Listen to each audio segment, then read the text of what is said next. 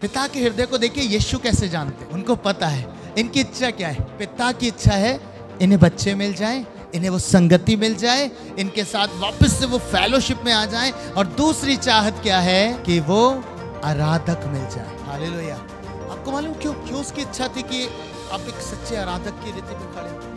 क्योंकि एक था जिसे उसने आराधना के लिए तैयार किया था, एक था जिसे उसने आराधना के लिए तैयार किया था, और पिता उसकी आराधना से बहुत खुश होता था। जब वो पंखों को हिलाता था, नए नए स्वर, नई नई ध्वनियां उसमें से बहती थी और पिता प्लीज होता था, पिता खुश होता था। बाइबल कहती है लूसीफर के विषय में, बाइबल कहती है वो एक ऐसा आराधक था ना, पिता खुश हो जाते थे।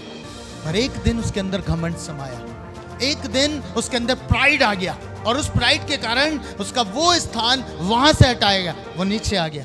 आपको मालूम, पर पिता को क्या चाहिए? पिता को आराधना चाहिए। इसलिए जब वो नीचे गिरा तो पिता ढूंढने लगा ऐसे आराधकों को जो मेरी आराधना आत्मा सच्चाई से करे। और आपको मालूम, ये खोज थी, और पिता के हृदय को यीशु ने देखा। मेरे पिता की ये इच्छा है, वैसे आराधकों को ढूंढ रहा है। यीशु ने पिता को सच्चे आराधक दे दिए। पहले एक थे, अब ढेरों उसकी आराधना करते हैं। हम जब आराधना करते हैं, स्वर्ग नीचे उतर के आता है, कि स्वर्ग नीचे उतर आता है। क्यों उसे यहाँ की आराधना पसंद है?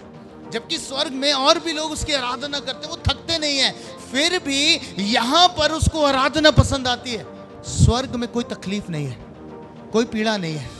एक प्रभु के दास ने कहा, स्वर्ग में कोई पीड़ा नहीं, कोई तकलीफ नहीं है, पर जब यहाँ पर लोग आंसुओं के साथ अपनी पीड़ाओं में उसकी आराधना करते हैं, ये बात पिता को भाती है, और इसलिए वो उतर आता है। एक ने वो पद खोया, पर पिता को भाया, बहुतों को उस स्थान पर लाके खड़ा कर दे। कि स्वर्ग का परमेश्वर मेरे आंसू भी देखता है, मेरी पीड़ा भी देखता है, और मेरे आंसू और मेरी पीड़ा ही उसको यहाँ लेके आती है। हालेलुया।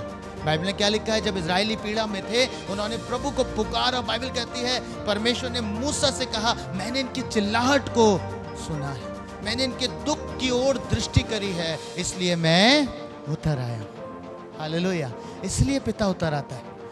उसे पसंद है जब हम उसकी आराधना करते हैं आत्मा और सच्चाई से।